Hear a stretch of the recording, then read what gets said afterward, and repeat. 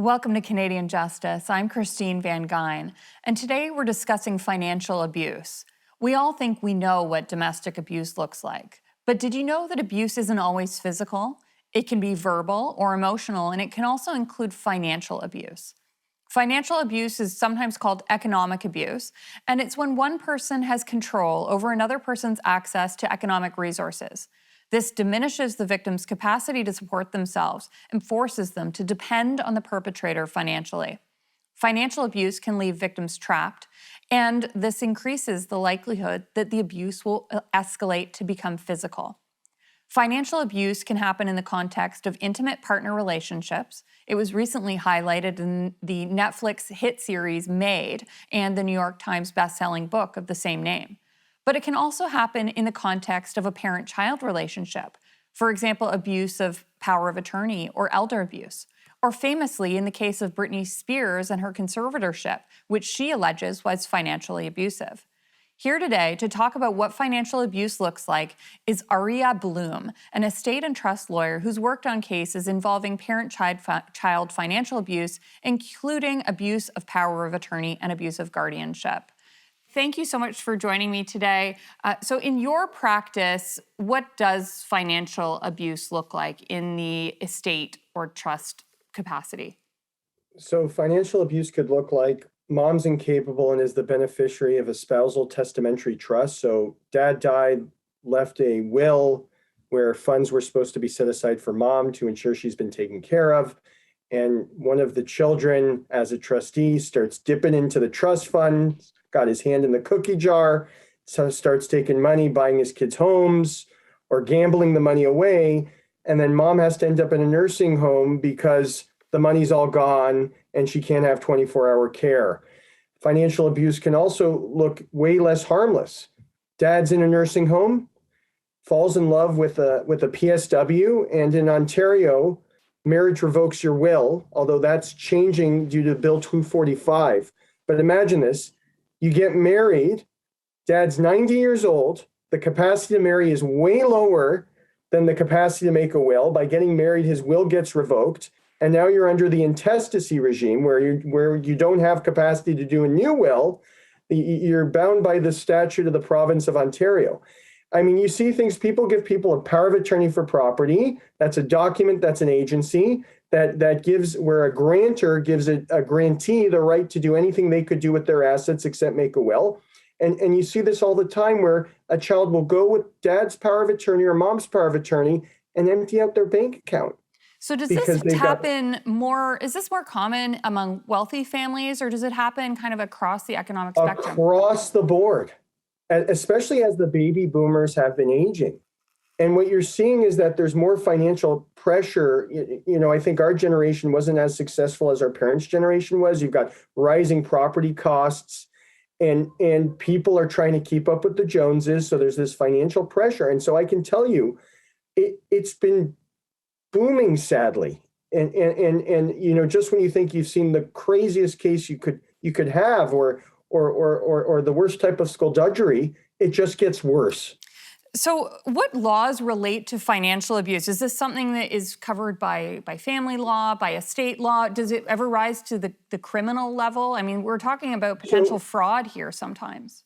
So under the Substitute Decisions Act, that governs how powers of attorney are supposed to behave. However, I can say that in the criminal context, the authorities are starting to get better in prosecuting these crimes. They don't have the resources. That's the big issue. And these are more complex crimes. These are financial crimes. And so what's kind of sad for me is you can walk into a 7-Eleven and take a candy bar, and that's shoplifting, right? But if I go take a power of attorney and empty out my mom's bank account, what the police officer will often tell you is, well, that's a civil matter. Go spend tens of thousands of dollars on a lawyer to litigate a matter between siblings. That being said, there are certain regions that have been investing in resources and are encouraging the police to look at these issues.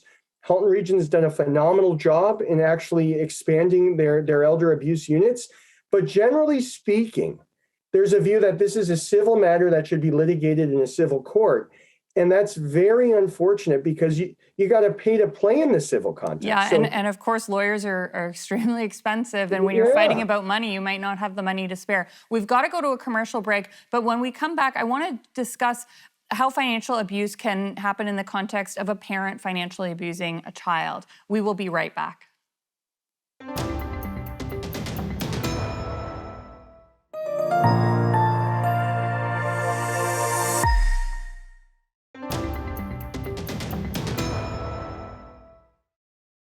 Now, Mr. Bloom, the Britney Spears story alleges a kind of financial abuse as well. In her case, it was abuse of a conservatorship, which has now actually ended. So she just recently released a statement saying that one of the best parts for her of ending the conservatorship was that she is now able to have money in her wallet and she can drive to a store and buy a candle. And that, to me, strikes me as such a small and simple thing. Would a situation like what happened to Britney Spears be possible in Canada?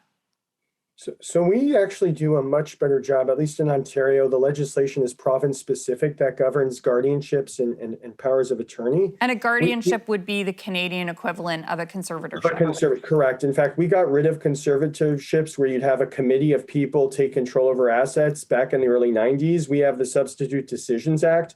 And in that context, you'd have a guardian for property and a guardian for personal care that has specific powers surrounding personal care, like diet, hygiene, shelter, medical decisions. And so in Canada, I think we do, or in Ontario specifically, we have a presumption of capacity that's assiduously protected by the courts. Courts look at guardianships like a version of a police power, because once you're declared incapable of managing your property, you're not able to make decisions over your assets. And so if you don't have a power of attorney, imagine the courts appointing someone to make the most basic lifestyle decisions. Some of the most intimate decisions you could make are being delegated to a third party. So the courts take a very, very hard and skeptical look at that because they're trying to protect the autonomy of the individual. And we have a great deal of case law from our judiciary designed to promote autonomy and to prevent what had happened to Ms. Spears, which was horrible. So capacity is one of those things which isn't really black or white. You know, Ms. Spears obviously had a mental health crisis in 2007. An elderly parent can have good days and bad days. If someone has come out of a mental health crisis and their capacity has improved, is there a way for them to end a power of attorney that is simple? Is there a way for them to end a guardianship? Or is it really a high threshold to overcome that and get out of that situation? So you're presumed capable of law. Anyone can revoke a power of attorney for property by ripping it up, destroying it, and communicating to anyone who's been relying on that power of attorney that it's no longer in existence. We're presumed capable under Section 2 of the Substitute Decisions Act. And when you have a guardian appointed over you, the ward always has the ability to go back to court and say, I'm capable, this needs to stop. And they have access to their own medical records. One of the very frustrating things in the Spears case was that she didn't have access to her own medical records. Even if you're incapable, the idea is to foster the autonomy of the incapable individual under the Substitute Decisions Act. So you're trying to actually help them become autonomous. Whereas, so you wouldn't have a situation like in California where the incapable person can't even get access to their own medical records.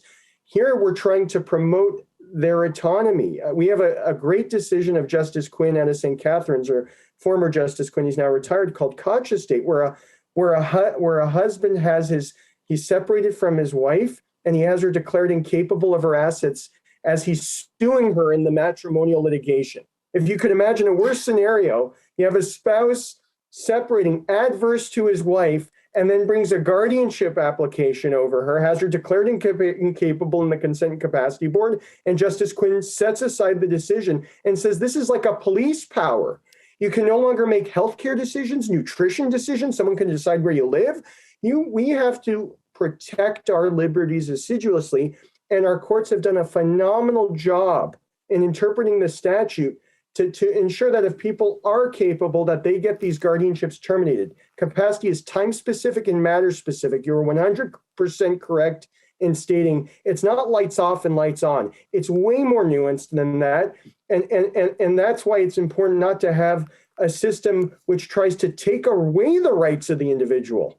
And so I can tell you, as an estate and trust litigator, we've had some phenomenal jurisprudence from our courts that has served to protect the rights of the individual and to prevent frivolous capacity assessments. A capacity assessment's a very scary thing in our area of law, because if you're assessed as incapable managing your property, it can trigger a statutory guardianship if there's no power of attorney potentially. And then you have the public guardian and trustee, a government entity, being the statutory guardian of last instance, where there are no other family members. And you don't want that. You don't want the government controlling your assets. This is really frightening stuff, and it's huge powers, and I can see how a guardianship and power of attorney can be abused. REA, thank you so much for joining us today.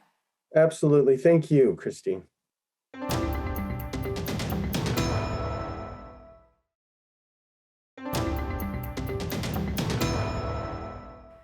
Welcome back to Canadian Justice, where we're discussing financial abuse. We're joined now by lawyer Angela Chasson, who's a specialist in sexual violence issues. Angela, thank you so much for joining me today. Now I want to ask you, what does financial or economic abuse look like in your practice, specifically in the intimate partner relationship, so spouses or boyfriend-girlfriend relationships? Great question. What I see most often in my practice is a level of financial abuse that goes along with some other kind of abuse, be it emotional, physical, unfortunately. It's rarely just one kind of abuse that are experienced by survivors of intimate partner violence. And one of the things that my understanding of financial abuse is that it often can be a precursor to escalation to other forms of abuse. What can you tell me about that? I think that that's absolutely the case. It's rarely the case where someone's being abused and it sort of plateaus or is stagnant. It does tend to escalate. And what we see very often is that those early warning signs, such as financial abuse or isolation from one's friends and family members, be that financial isolation or emotional isolation, that those early warning signs are ignored. So I think it's really important that we take financial abuse, even in its more benign forms, that we take that as a serious early warning sign of things to come. And what would a benign form be? What are some of those early warning signs? I've heard of things like telling a partner to leave their job, and ending access to credit cards, one partner controlling access to funds. What type of things should people be watching for? I do think that all financial abuse is serious, but some acts are treated as more benign by the partner experiencing them until they're sort of a frog that's been boiled. So what we see really often are financial isolation. So where you're fully dependent on your partner for all the money that you have to spend. And of course, it's not that women are more vulnerable to economic abuse because they're women. It's because they're already more marginalized in society, right? Women still get paid less for the same work done by their male counterparts. This is especially true with racialized populations, Black and brown women. And women tend to be the primary caretakers for children. So they're more often the ones who end up, as you said, leaving their jobs, becoming financially isolated, being cut off from credit cards, and being totally reliant on a partner for financial support. Now, to a lot of our viewers, that might sound like, a traditional family, right? I mean, my mom was a stay-at-home mom. She was not financially abused. So where does it transition into an abusive situation? Well, I think what's important is that you don't want to be responsive to an abusive situation. If you're a stay-at-home parent, that's amazing. It is such important work, and it is work. But unfortunately, a lot of it's unpaid. So what I would encourage people in those situations to do is set up a cohabitation agreement, set up an agreement of what happens if the partnership dissolves, while you still like each other. Have that plan in place and have access to your own funds. So perhaps you are reliant on your partner for a period in time, and that may be something that you're totally comfortable with. If it's not, then you do need to have access to your own funds. And we see a lot of times people, one partner, the abuser in a lot of cases, ends up using the other partner's credit card, line of credit, name on loans applications for a small business or investment that ultimately fails. And then sort of the innocent party end up stuck with bad credit, has to declare bankruptcy, things of that nature. Yeah, that was one of the things I wanted to ask you about is sometimes an abuser will intentionally destroy their partner's credit so that they can't leave. Now, we've got about 30 seconds left. What would you recommend someone do if they want to get out? We'll follow up on this in the next segment, but what would your first piece of advice be? My first piece of advice is be aware of the dangers. The most dangerous times for women in abusive relationships are, unfortunately, pregnancy and when they're planning on leaving. You need a plan in place. You need to reach out to the resources and figure out the safest way forward. When we come back from this break, I want to dig into that and ask you what some of the safer ways to leave an abusive relationship might be. We will be right back.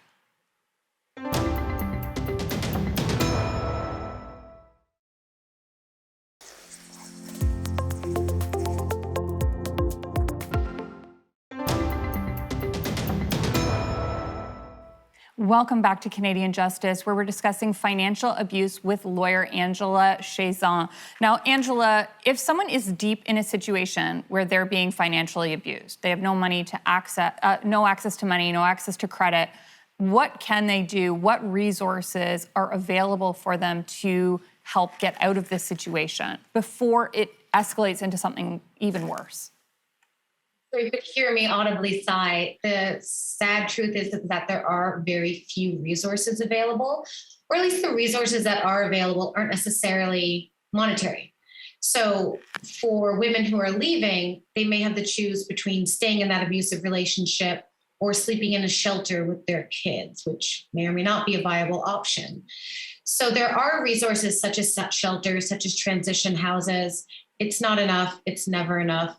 And so if I can do a quick plug, people who are donating before the year end, people who are donating around the holiday season, the Barbara Schleifer Clinic, Sistering, Shelter Movers will actually help you move all of your things free of charge if you're leaving an abusive relationship. There's a lot of great resources out there. Unfortunately, they're all overtaxed. Now, one of the things that's interesting to me about this is how does the law treat financial abuse? Now, certainly, I think there's some parts of it that could actually potentially rise to the level of financial fraud. But how does family law treat this? How does criminal law treat this type of abuse? And how does the civil law treat it? Really depends on the facts of the case, which I'm sure you get a lot when talking about legal situations. Lawyers are always trying to give a strong answer. In general, I would say, with respect to civil and criminal, which are my areas, less so family, that there's often a physical component. There's often a fraud component, a theft component, a passing bad checks component that can sort of piggyback onto the overall abusive relationship. So if that's the case, there certainly are civil and criminal remedies. But of course, the criminal system is a hard system for complainants to go through. Now, in the last segment, we were talking about what someone can do if they want to leave an abusive relationship safely, a financially abusive relationship safely. But I got a question from a viewer who wanted to know what do they do if they don't want to leave the relationship, but they want this economic mistreatment to stop. They want to regain power over their financial situation, but they want to stay in the relationship. Do you have any advice for this viewer? I do. And first, I want to recognize what an excellent question that is. There are so many reasons, all valid, that women may want to stay in an abusive relationship. They may be dependent on that person financially, for immigration status. They're thinking about the kids. There's a million ways, and we do not blame women who want to stay in abusive situations. So given that, The advice that I would give is talk to a lawyer if you can. There's a lot of pro bono legal services, legal aid clinics, hotlines that you can call. If you can get specific legal advice, please do, because a lot of this is going to be dependent on the actual situation that you're in. And these would be pro bono services available? Because obviously a financially abused person doesn't have much access to money. Yes, there are a lot of pro bono services through the clinic system, through legal aid clinics. Again, not enough, they're all overtaxed, but it is something. And the other thing I would say is we do not blame women who stay in abusive relationships, but really the pound of prevention is, whatever the expression is, worth more than the cure. That if you can have an agreement in place, a cohabitation agreement, if you can hang on to your own finances, and even it's counterintuitive, I get a lot of flack for this, but I encourage all people in domestic relationships to have a secret bank account. You know, it's advice from my grandmother that's never gotten old, is you should have that secret bank account that you can access and only you know about. Well, Angela, that's really great advice, and I appreciate the work you do so much and the advice that you've given to our viewers today. Thank you for having me. Have a great day. You too. We've heard today about how abuse isn't always physical. We know abuse can be verbal and emotional, but many people don't know that it can also be financial. Financial abuse is a way of taking control over a victim's economic situation, leaving them trapped and unable to escape. It can lead to the escalation to physical violence. I hope you've learned today how to spot the first signs of financial abuse and how to find help. If you're in need of help, you can reach out to the Legal Aid Domestic Abuse Hotline at 1-800-668-8258.